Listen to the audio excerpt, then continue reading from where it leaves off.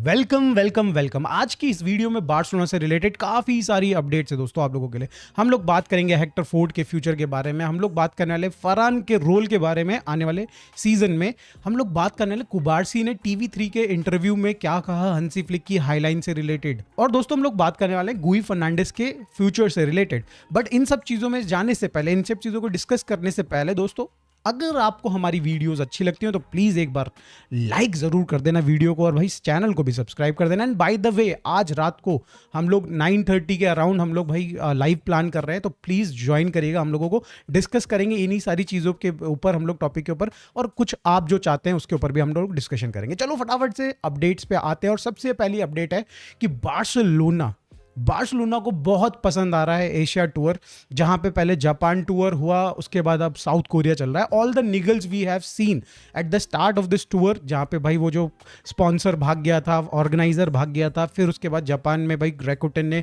हमको किसी तरीके से मनाया और रैकुटेन ने पैसे दिए, वो सारी चीज़ें होने के बाद बार्सिलोना को भाई एशिया टूर बहुत अच्छा लगा। जापान भी बहुत बढ़िया लगा, जो वहाँ पे खातिरदारी हुई है, जिस तरीके का रिसेप्शन था जापान में वो बहुत बढ़िया लगा। बट उस सबसे ज़्यादा दोस्तों कोरिया में जिस तरीके का रिसेप्शन उनको मिला है भाई, आप बात करो एयरपोर्ट, होटल, हर जगह पे भाई क्राउड ही क्राउड है भाई, फैंस पहुंच रखे हैं। इनफैक्ट हमारे मैच से पहले, मैच के बाद और मैच में भी ये बीटीएस के लौंडे हमारी टीम को चेयर कर रहे थे। अरे बीटीएस के लौंडे नहीं है ये लोग, नहीं है, क्या बात कर रहा है? अरे छोड़ो छोड़ो छोड़ो, बार्सिलोना तो खुश है ना, उन्होंने लगभग 35 to 45 मिलियन कमा चुके हैं, और देयर इज अ पॉसिबिलिटी कि नेक्स्ट ईयर फिर से बार्सिलोना एशिया टूर पे आए। और अगर हम पॉसिबिलिटी की बात कर ही रहे हैं दोस्तों, तो ये लपोर्ता जो है काफ़ी सालों से, भाई 2-3 साल से तो मैं ही देख रहा हूँ कि लगा हुआ है कि भाई हमारा एक मैच, ला लीगा का एक मैच अमेरिका यूएस में हो जाए। अमेरिका जाना चाहता है लौंडा, ये अमेरिका में मैच करवाना चाहता है।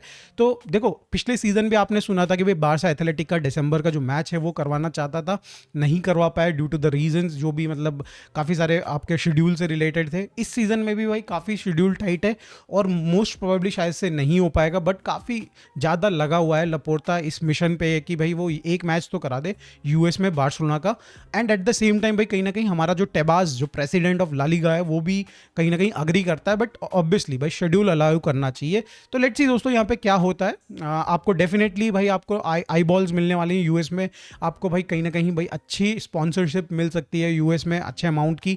तो खैर अब हम लोग मूव ऑन करते हैं फरहान की न्यूज़ की तरफ, जहां पे हांसी फ्लिक और फरहान के बीच में जो कम्युनिकेशन है काफ़ी अच्छी और पॉजिटिव हुई है, अभी सुनने में आ रहा है रिपोर्ट्स के अकॉर्डिंग, जहां पे हांसी फ्लिक ने फरहान टोरेस को ये क्लियरली बता दिया है कि भाई इस सीजन में आप और लेवेंडोस्की मेरे लिए बराबर हो, आप दोनों को इक्वल अमाउंट ऑफ चांसेस और रिस्पॉन्सिबिलिटी मिलेगी। और ये सारी चीज़ें आपको भाई उस प्री सीजन में फरहान दिखा भी रहा है, वो वर्क रेट अच्छा दे रहा है, वो गोल स्टैट्स बेसिकली उसने भी प्रोड्यूस करके दे दिया है 2 मैचेस में, राइट, अच्छे नंबर ऑफ गोल्स उसने स्कोर करें।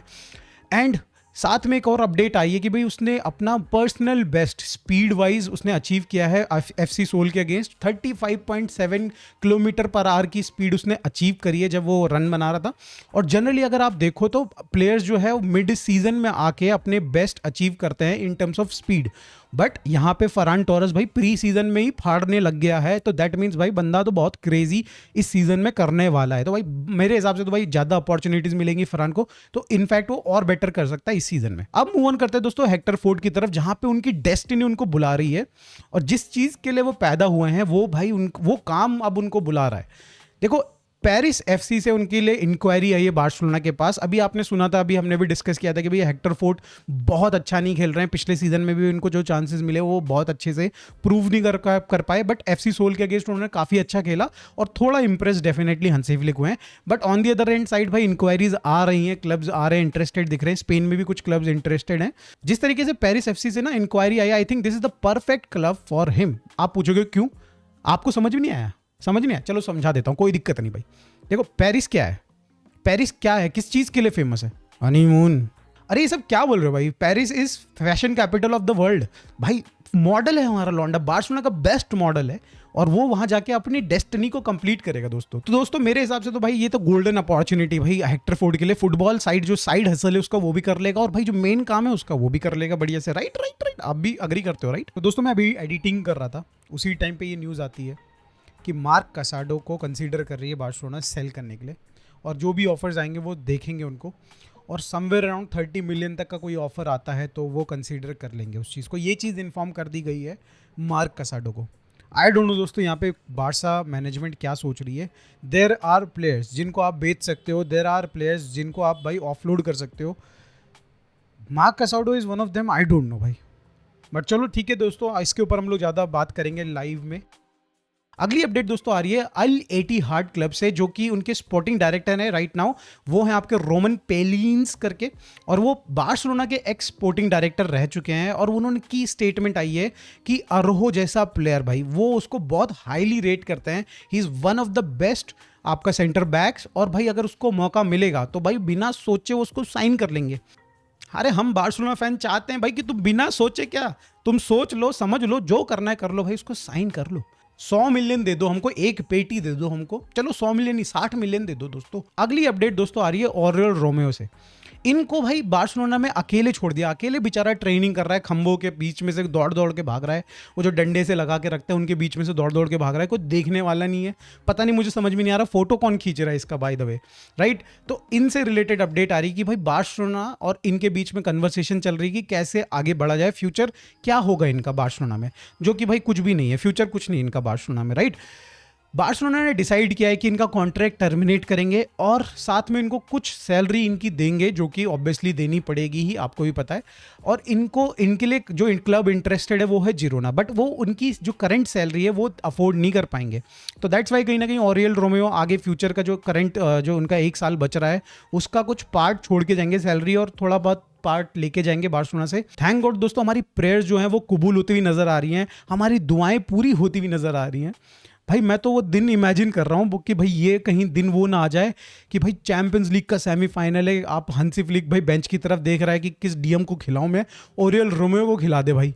हाँ, बच गए भाई, उस बुरे दिन से बच गए भाई हम लोग लिटरली। अब दोस्तों हम लोग मूव ऑन करते हैं कुबार्सी के एक इंटरव्यू की तरफ, जहाँ पे उन्होंने काफ़ी सारी बातें करी। टर स्टेगन से रिलेटेड भी उन्होंने बातें करी, जो कि बहुत सारी रेलिवेंट नहीं है। कई लोगों ने इनफैक्ट हमारी टीम से बात कर ली है टर स्टेगन से रिलेटेड। फ्रैंकी डियोंग है आपका, कहीं ना कहीं आपने देखा भाई, गावी बात कर चुका है, कहीं ना कहीं साथ में भाई कुबार्सी बोल चुका है। तो बहुत सारे प्लेयर्स से टर स्टेगन से रिलेटेड बात कर चुके हैं, उसको हम इग्नोर करते हैं भाई, क्या ही करना उससे, हमारे को कोई मतलब नहीं भाई टर स्टेगन से, उसको साइड रहने देते हैं, राइट। हम लोग बात करते हैं कुबार्सी ने जो हाई लाइन से रिलेटेड जो टॉपिक पे क्वेश्चन पूछा गया उसमें उसने क्या बोला।